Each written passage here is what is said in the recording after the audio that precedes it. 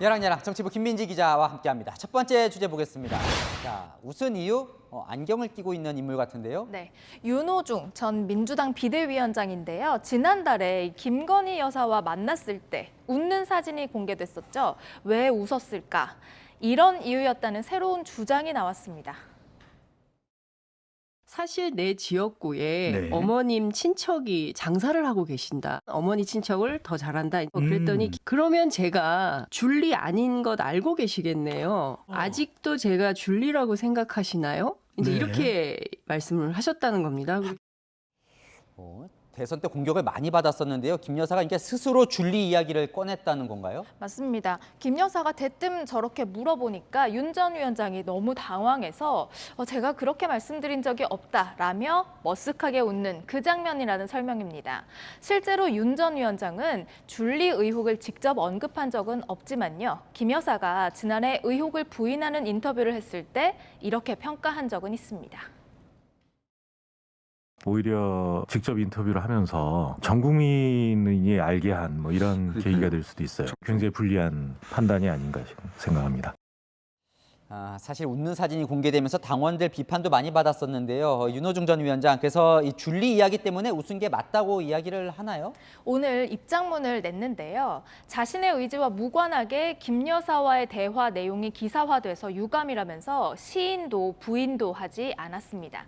당시 대통령실이 사전 동의 없이 만찬 사진을 언론에 제공한 것에 항의했다고도 밝혔는데요. 잊혀질만 할 때 다시 이슈화되면서 좀 난감할 것도 같습니다. 네, 다음 주제 보겠습니다. 이준석 대표와 배현진 최고위원 인사가 달라졌나 보죠? 네, 불과 4일 만에 180도 분위기가 달라졌는데요. 어떻게 달라졌는지 한번 영상으로 보고 오시죠.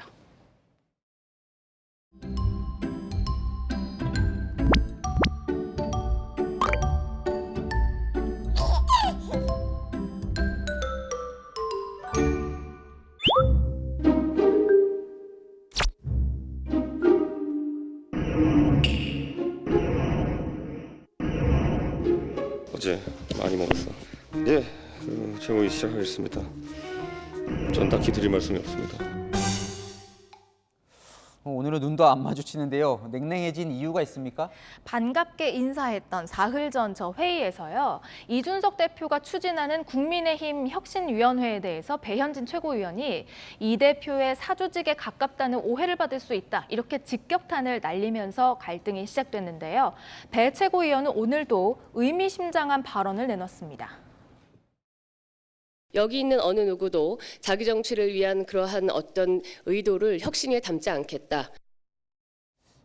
배 최고위원이 대통령 당선일 때 대변인도 지냈잖아요. 네. 자기 정치 단어를 쓴 걸 보니까 이 대표를 좀 겨냥한 것 같네요. 네, 저 두 사람은 오늘 비공개 회의에서도 이 최고위원 인선을 두고 실랑이를 벌인 것으로 전해지는데요.